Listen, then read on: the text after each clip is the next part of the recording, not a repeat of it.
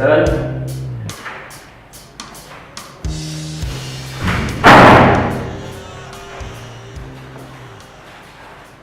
อาทิตย์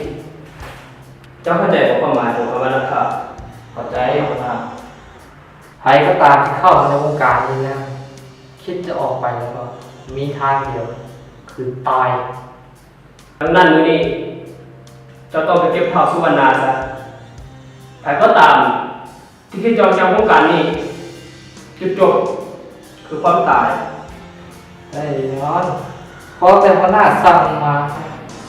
สุวรรณาตายแน่นอนดีแล้วจะจงไปซะ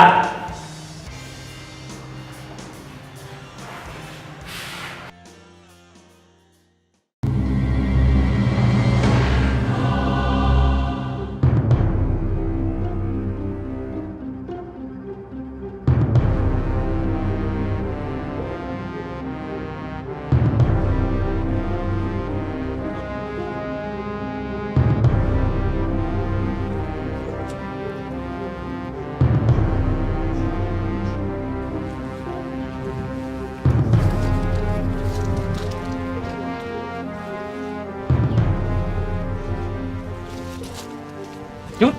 ลุกขึ้นย่างไปซะ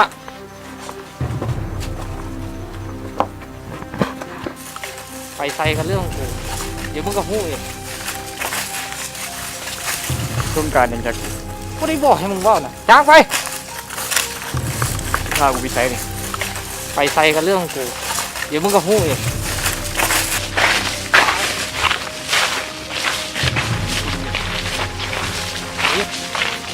ไปมึงอยากพูดเป็นบอกว่ากูเป็นใครอ่านว่าไหมกูเองสุวรรณามึงหยอกกูชื่อดินกูได้หยอกเว้ยกูมาตามคำสั่งหัวหน้าบอกมึงมาฆ่ากูจะเป็นบอกใครบอกมึงอยากออกจากองค์กรใครก็ตามที่อยากออกจากองค์กรมีทีมเดียวก็คือตายเท่านั้นไม่อยากเลิกเป็นกูสด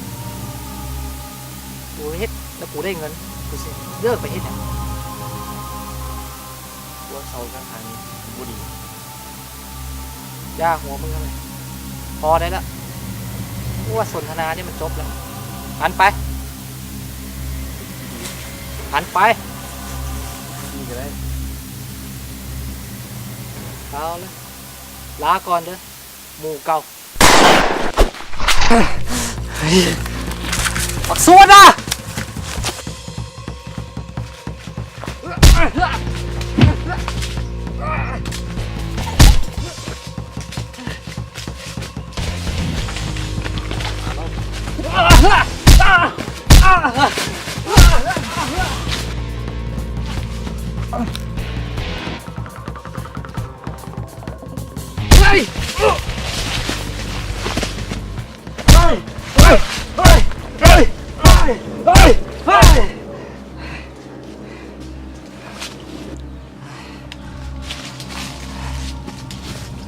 ลาก่อนหมูเก่า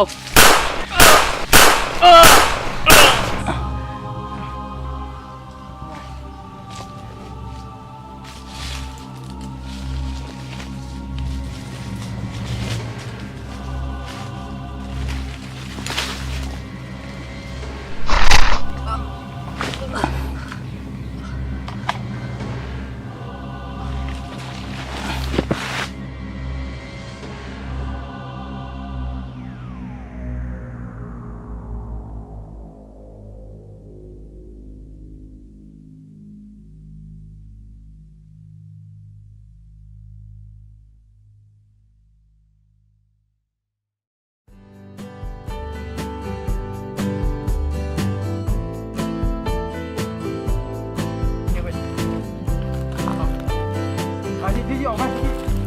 แล้วอะไรก่อนลงร้อยอย่าง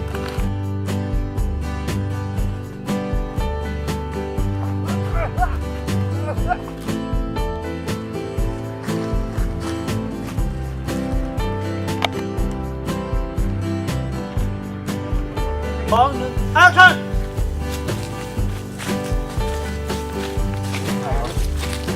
ยัง ไป